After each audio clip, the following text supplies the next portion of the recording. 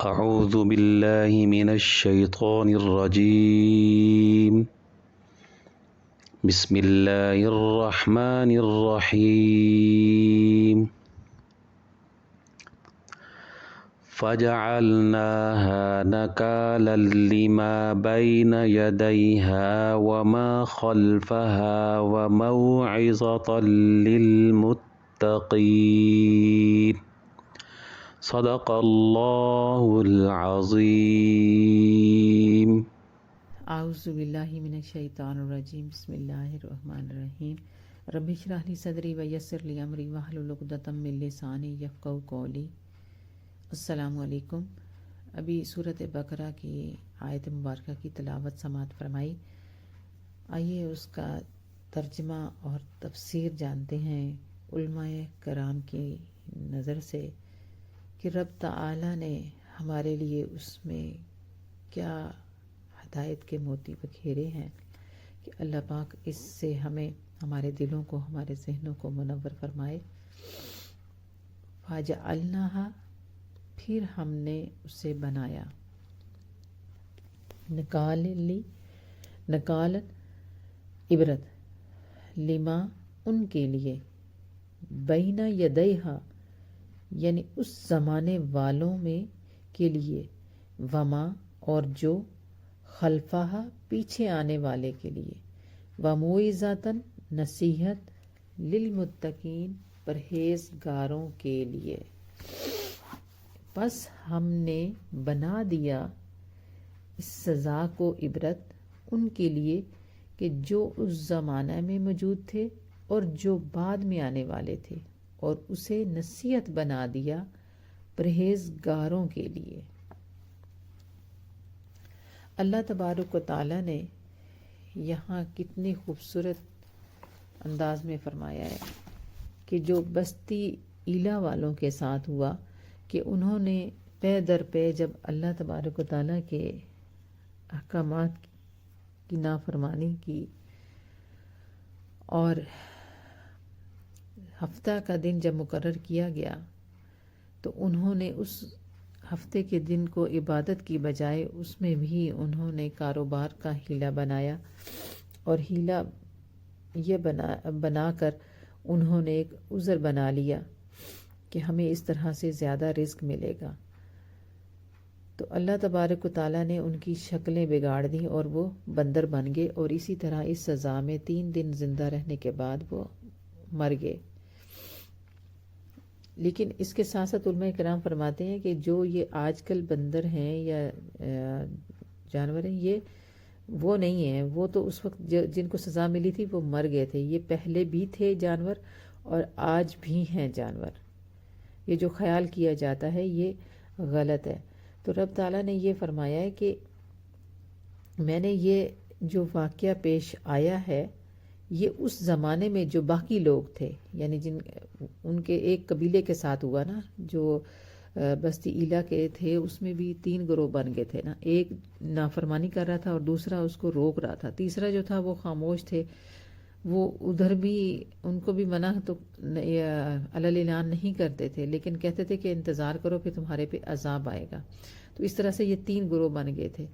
تو اللہ تبارک و تعالیٰ فرما رہے ہیں کہ میں نے جو اس زمانے میں جو باقی لوگ تھے ان کے سامنے ان کو عبرت بنا دیا تھا، یعنی بندر بنا کے پھر ان کی موت ہو گئی۔ اس سب کو جو لوگ تھے ان کو اس وقت کے لیے عبرت بنایا اور قیامت تک کے آنے والوں کے لیے بھی۔ لیکن کن کے لیے عبرت بنایا؟ کہ جو متقین ہیں، جو اللہ تبارک و تعالیٰ سے ڈرنے والے لوگ ہیں، جن کی صفت ہے تقوی اور جن کا دل اس تقوی سے متصف ہے۔ تو اسی لیے اللہ تبارک و تعالیٰ نے جب قرآن پاک سورۃ بقرہ کی پہلی آیت مبارکہ ہے اس میں بھی کہا کہ ھدی للمتقین، ہدایت ہے متقین کے لیے۔ کہ متقین کون لوگ ہیں؟ جو اللہ سے ڈرنے والے ہیں۔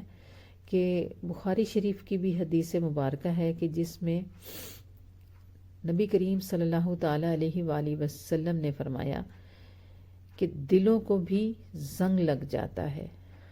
تو جب یہ فرمایا کہ دلوں کو زنگ لگ جاتا ہے تو صحابہ کرام رضوان اللہ اجمعین نے عرض کی کہ یا رسول اللہ صلی اللہ علیہ وآلہ وسلم کہ اس زنگ کا علاج کیا ہے، دلوں کا زنگ کیسے اتر سکتا ہے؟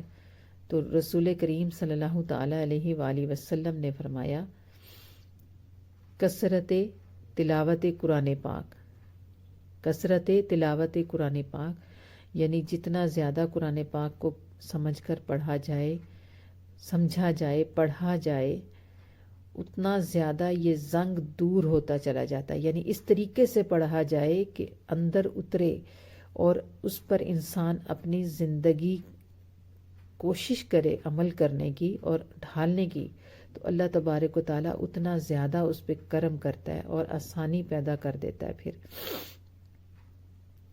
اور وہ زنگ آہستہ آہستہ کر کے دھل جاتا ہے۔ ایک اور حدیث مبارکہ ہے کہ جس میں فرمایا گیا کہ جب انسان ایک گناہ کرتا ہے تو اس کے دل پر ایک نقطہ لگ جاتا ہے، سیاہ نقطہ، اور جب وہ توبہ کر لیتا ہے تو وہ وہیں مٹ جاتا ہے، مٹا دیا جاتا ہے۔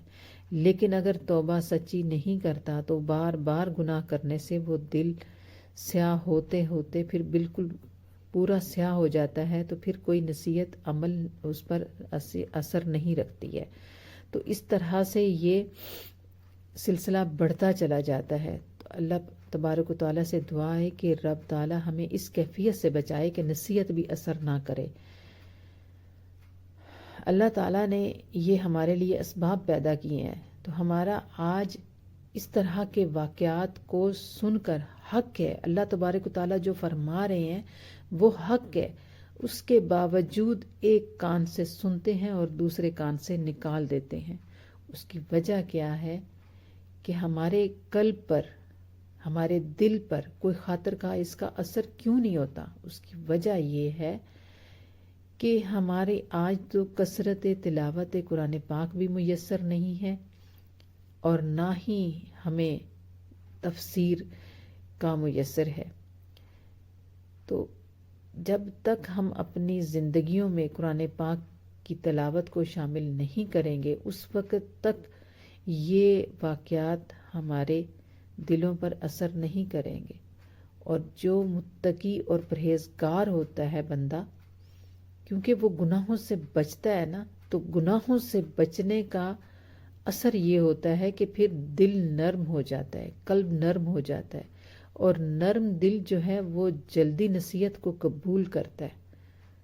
اس لیے اللہ تبارک و تعالیٰ نے فرمایا تھا کہ وہ موعظات للمتقین، کہ متقین کے لیے اس میں نصیحت ہے، باعث عبرت ہے ان کے لیے۔ یہ رب تعالیٰ نے ان کے لیے یہ قرآن پاک جو ہے وہ ہدایت کا ایک راستہ بنایا ہے۔ تو ہمارے لیے بھی اس واقعے میں بہت بڑی نصیحت ہے امت محمدیہ کے لیے کہ ہیلے بہانوں سے نہیں، عمل کی دنیا میں اترنا پڑے گا، اور کثرت تلاوت قرآن پاک پڑھ کر اس سے نصیحت پکڑ کر اپنی زندگیوں کے فیصلے اور اپنی زندگیوں کی راہوں کو متعین کرنا ہوگا کہ ہمیں ہدایت کے راستے پر چلنا ہوگا۔ اللہ تبارک و تعالی ہمیں ہدایت کا راستہ عطا فرمائے۔ رب تعالی ہمیں حق بولنے، حق سننے اور حق سمجھنے کی توفیق عطا فرمائے۔ وما علینا الا البلاغ۔ صدق اللہ العظیم۔